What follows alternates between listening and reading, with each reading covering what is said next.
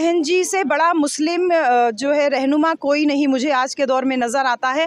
पहले और सभी मुसलमान भाई ये पाक माह रमज़ान चल रहा है, तो आप लोग भी संकल्प लें कि बहन जी अगर मजबूत होंगी तो आज मुख्तार भाई की आपने जो जनाजा देखा, उनकी जो शव यात्रा देखी, अंतिम यात्रा देखी, उससे ये साफ हो गया कि जिसको गुंडा माफिया कह करके बदनाम किया गया, जनाजे से पता चलता है कि आदमी की वक़्त क्या है।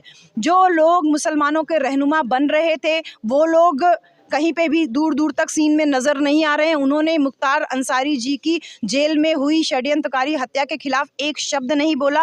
अकेले हमारी बहन जी ने ट्वीट करके उस षड्यंत्रकारी हत्या की निष्पक्ष जांच की डिमांड की है। तो नमस्कार, अमेजिंग आजमगढ़ देख रहे हैं आप। अभी हम मौजूद हैं माहौल में। यहाँ पर फूलपुर पवई विधानसभा की मीटिंग थी इंदू चौधरी जी की, और टिकट पाने के बाद ये पहली बार यहाँ पर आई। तो चलिए महिलाओं से जानना चाहेंगे कि क्या है हर्ष का माहौल और कैसा माहौल है, और जानना चाहेंगे। का माता जी कहाँ आ रहे हो? भैया हमारा सब प्रोग्राम में। अच्छा, केकर प्रोग्राम रहा?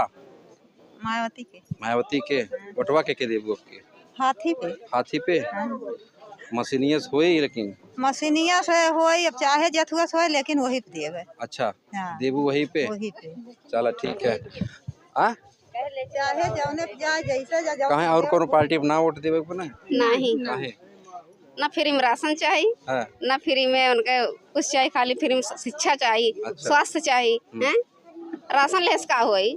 प्रधान कोटेदार जो उनके पीछे पीछे रही ओकर जोड़ देंगे, जो उनके पीछे न रही ओकर काट देती राशन में। तो आपकी प्रधानमंत्री के बनी? मायावती पक्का एकदम ठान ले है। ठान ले है।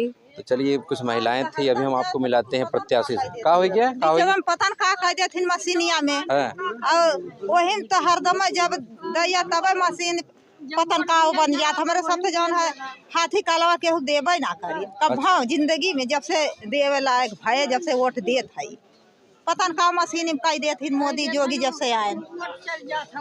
चलिए ठीक है, अभी आपको प्रत्याशी से मिलवाते हैं। तो मीटिंग थी और सभी जितने भी सेक्टर के प्रभारी थे, अध्यक्ष सब यहाँ पर आए थे। तो यहाँ पर आप प्रत्याशी बन के पहली बार आई हैं, तो सामाजिक कार्यकर्ता के रूप में तो यहाँ पर हमेशा आती हैं, क्योंकि माहौल यहाँ पर बहुजन शक्ति के मामले में एक नंबर है।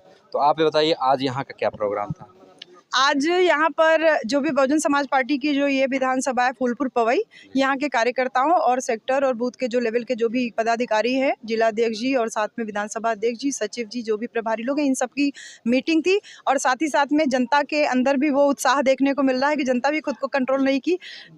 मतलब पार्टी की मीटिंग में बहुत सारे कार्यकर्ता लोग जो जमीन से जुड़े हुए थे, वो सारे लोग भी इसमें शरीक हुए। तो बहुत अच्छा लग रहा है सबसे मुलाकात करके।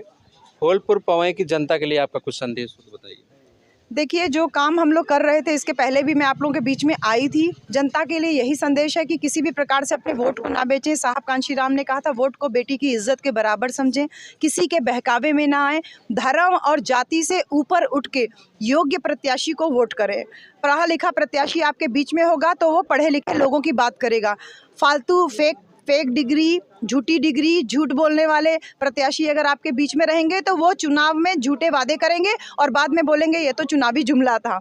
तो ऐसे सावधान रह करके जो हमारा काडर वोट है, काडर वोट के अलावा भी जो हमारे सर्व समाज के लोग हैं, उन सबसे अपील है आज इस फूलपुर पवई विधानसभा की मीटिंग के द्वारा, आपके चैनल के द्वारा, कि सब लोग एकजुट होकर धर्म, जाति और संप्रदाय से ऊपर उठ करके बहन जी की नीतियों में आस्था और विश्वास रखिए, उनके सुशासन को ध्यान में रखिए।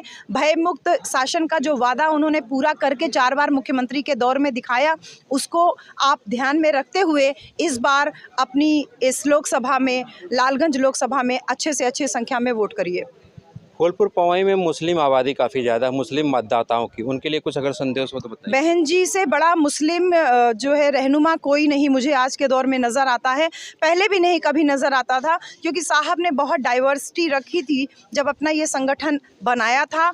आयातुल्ला खान नाम के एक मुसलमान भाई थे देवरिया में, जिन्होंने साहब को अपने घर में, उस ज़माने में बहुत खाना लोगों के घर में नहीं होता था, तो भात खिला करके उन्होंने रात में अपने घर में साहब को, जैसे जो भूखा व्यक्ति होता है उसको अन्न खिलाने का काम किया। ऐसे तमाम मुसलमान साथियों को साहब कांशीराम साथ में लेके चले, सम्मान दिया। मुसलमान भाइयों ने भी साहब का सम्मान किया, लेकिन बीच में कुछ बातें ऐसी होती गई, भ्रमित होती गए और इधर उधर की बातें होने लगी। लेकिन आज जब हम देखते हैं कि तमाम सरकारें झूठ बोल रही हैं, अपने आप को दावा कर रही हैं मुसलमानों का रहनुमा होने का, और वहीं दूसरी तरफ एक बड़ा संगठन, बड़ी पॉलिटिकल पार्टी वो साफ तौर पे एंटी मुस्लिम कैंपेन चलाए हुए है। ऐसे में मुसलमान समाज से यही अपील है कि अपना वोट अपनी बहन जी के नाम पे इसलिए दीजिए क्योंकि आपकी बहन जी ही एकलौती ऐसी नेता है जो किसी धन्ना सेठ से 1 रुपया नहीं ली है, किसी पूंजीपति से कोई इलेक्टोरल बॉन्ड नहीं ली है, बेहद साफ सुथरी छवि वाली है। ईडी, सीबीआई, केजरीवाल जैसे व्यक्ति को भी जेल में डाल दिया, लेकिन हमारी बहन जी की तरफ आंख उठा के देखने की हिम्मत नहीं कर पा रहा है। तो भ्रष्टाचार मुक्त जो हमारी बहन जी की छवि है, उस छवि पे भरोसा रखिए।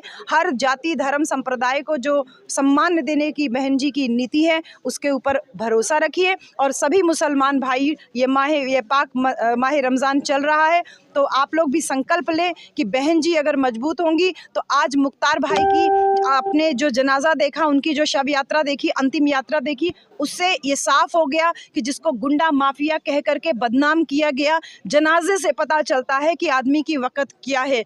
जो लोग मुसलमानों के रहनुमा बन रहे थे वो लोग कहीं पे भी दूर दूर तक सीन में नज़र नहीं आ रहे हैं। उन्होंने मुख्तार अंसारी जी की जेल में हुई षड्यंत्रकारी हत्या के खिलाफ एक शब्द नहीं बोला। अकेले हमारी बहन जी ने ट्वीट करके उस षड्यंत्रकारी हत्या की निष्पक्ष जांच की डिमांड की है। इससे बहुत सारी बातें क्लियर हो जाती है। समस्त मुसलमान समाज से, न केवल आजमगढ़ के बल्कि पूरे देश के मुस्लिम समाज से हम आपसे अपील करते हैं कि ऐसी बहन जी के ऊपर आप भरोसा रखिए। आपके ऊपर कोई भी दुख दर्द परेशानी आएगी तो बहन जी वैसे ही आयरन लेडी हैं, वो आयरन लेडी आपके साथ हमेशा खड़ी रहेगी। एक प्रसिद्ध यूट्यूबर हैं, कंटेंट क्रिएटर, उनका कहना था कि इनको लालगंज से बलि का बकरा बनाया गया। उनके लिए 2 शब्द। देखिए, यूट्यूबर तो अब ये क्या बोलूँ मैं, जो है शब्द बहुत उल्टे सीधे मेरे भी मुंह से निकल सकते हैं, लेकिन हाँ ये है कि अपने चैनल की प्रसिद्धि के लिए तमाम लोग इस टाइप के जुमले लगाते हैं क्योंकि उनको व्यूज़ बढ़ाना होता है, वही उनकी रोज़ी रोटी का साधन होता है। अगर वो इस तरीके का बयानबाजी ना करें या वो टैग ना लगाएं तो उनका शायद वो चैनल देखा भी ना जाए। कभी वो अपने आप को बहुजन राष्ट्र के महान कवि के रूप में प्रस्तुत किया करते थे और आज वो यूट्यूबर बन करके खाली अपनी रोजी रोटी चैनलों के माध्यम से चलाने की कोशिश कर रहे हैं। बलि का बकरा कौन है ये लालगंज की जनता दिखा देगी कि वही लोग तो बलि का बकरा तो लालगंज में पहले ही हो चुका है, चढ़ चुका है। अब जनता को उसको जवाब देना है। 25 मई के बाद यानी 4 जून के बाद वोटिंग जब काउंटिंग हो जाएगी उसके बाद 5 तारीख को स्थिति वैसे ही क्लियर हो जाएगी। तो हमारे साथ थी यहाँ लालगंज की प्रत्याशी डॉक्टर इंदु चौधरी जी और यहाँ माहौल की समस्त जनता। तो वीडियो कैसी लगी आप लोग कमेंट के जरिए जरूर लिखिएगा और हाँ, फिर मिलते हैं किसी नेक्स्ट वीडियो में। तब तक के लिए जय भीम, नमो बुद्धाय। धन्यवाद। जय भीम, नमो बुद्धाय।